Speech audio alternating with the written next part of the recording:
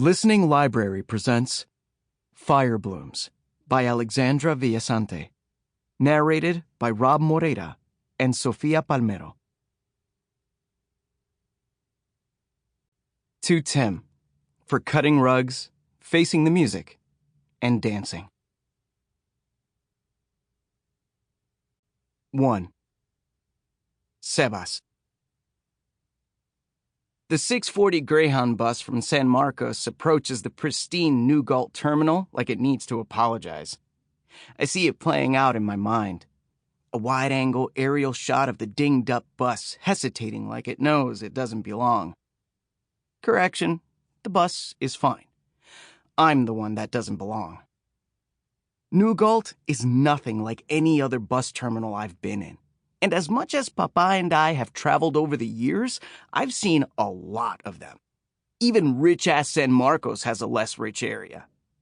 That's where cities like to keep their buses, and their plebes. I'm a plebe. Plebeian means common worker. Did you know that? Anais, my best friend of 6 months, said to me before I left. I didn't know then, but I know now. I'm plebe as fuck and proud of it. I grabbed my duffel bag from the overhead rack and stand, cracking my back. 12 hours on this bus, curved like a pretzel without much legroom. Now I'm finally in New Gault. Yay. In the concourse, I look around like a tourist at the gleaming floors you could eat off, the total lack of stained tiles, cell phone fix-it kiosks, and pea-smelling seats. What kind of bus terminal is this? There's a fancy diner selling $10 hamburgers and an athletic clothing store selling items so expensive, I'd be afraid to sweat in them. I shake my head and look for signs to tell me where to go. Before I get the chance to orient myself, a white woman with very smiley eyes practically accosts me. "Hi, I'm Tamara," she says, which I already know because her name tag says Tamara. I mean, why wear a name tag if you're going to lead with announcing your name? Do you need help? I think about floating a joke like, "Yes, I need to get the hell out of this freak show town ASAP, Tamara." Or, "Don't all the children of God need help, Tammy?" But I'm pretty sure Tamara wouldn't find any of that funny.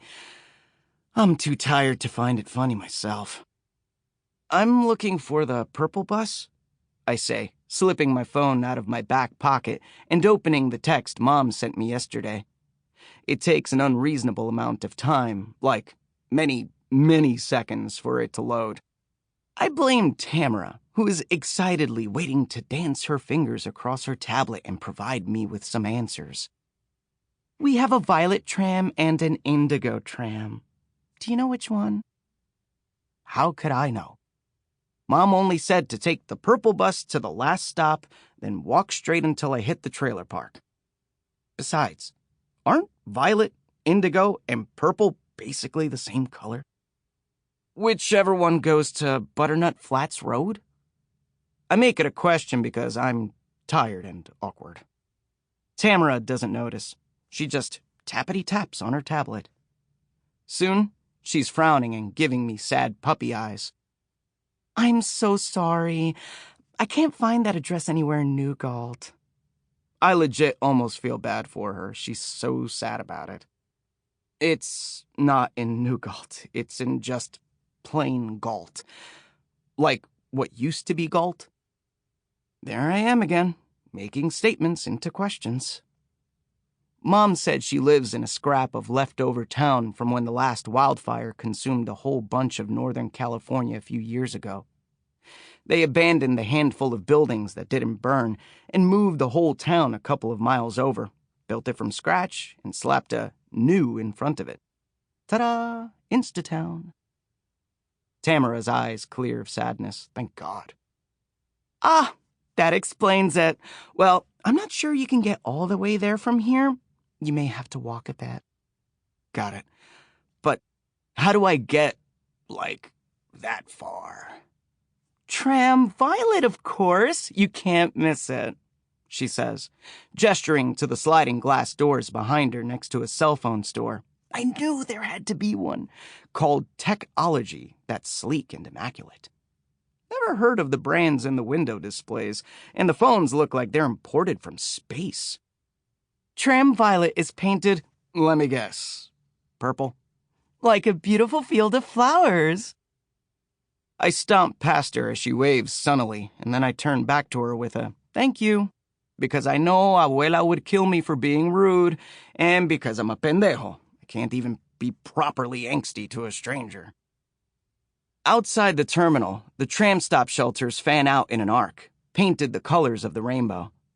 I walk down the line of Roy G. Biv until I get to the violet tram shelter, which is painted with a field of violets. The tram stop for Indigo, next to it, looks like grapes threw up. Honestly, New Gault? Stop trying so hard. I lean against the shelter's glass sides and close my eyes. I wanted to sleep so badly on the long trip up here to keep my strength up, or gird my loins, as Anais would say. But I couldn't stop thinking about, anticipating what was going to be waiting for me. Mom.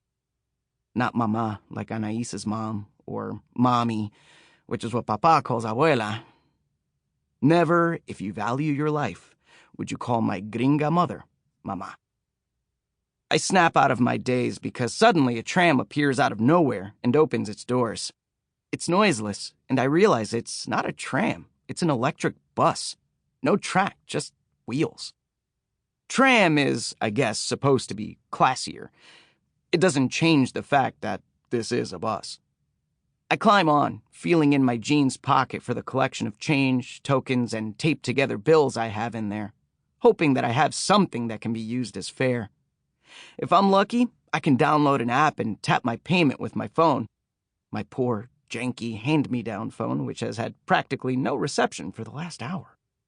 If I'm unlucky, I'll have to trek back into the bus terminal, pass puppy-eyed Tamara, and try to figure out payment.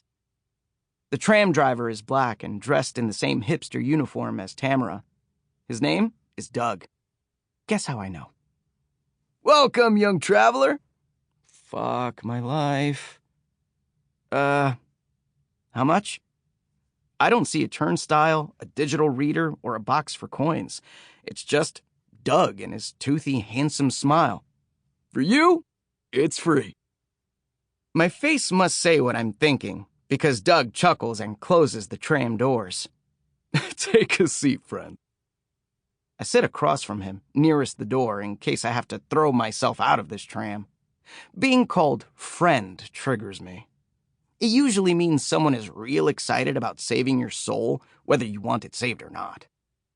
2 summers ago, Ba and I were in Georgia, working on a building site of a new high school gymnasium. The old gymnasium was creepy as hell and had the inscription, "One who blasphemes the name of the Lord shall surely be put to death," over the doors. I can smell religious weirdness a mile away, and I'm on the alert for it now. But Doug just says, all transportation is free in New Gault. It's how the city was built. It runs 24 hours. It's always free, and, except on the days when I don't have enough coffee, it's always cheery. Oh my God, I think. I'm in Stepford. Out of the tram window, I watch the streets, painted white instead of tar black, the trees planted in boxes, a lone person walking their dog. Doug tells me the roads are painted white to reduce surface temperature and help combat climate change, and before long, the reflected light is making my head ache enough that I risk closing my eyes. I don't think I fall asleep, but when I open my eyes again, Doug has stopped the tram and opened the door. Since I'm the only person on the tram, he must be waiting for me. But there's nothing outside. It's the literal end of the road. The white pavement we'd been following ends abruptly. Ahead, it's scrubby bushes, tall bleached-out grasses, and low hills in the distance. End of the road, Doug says, to make sure I understand he's not going any farther, then chuckles at his joke.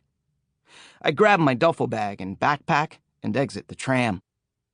So, Butternut Flats Road? I ask. It's down that little dirt path, less than a mile. That's what the internet says. Had to switch to that since the new Gault mapping system doesn't work outside city limits. Sample complete. Ready to continue?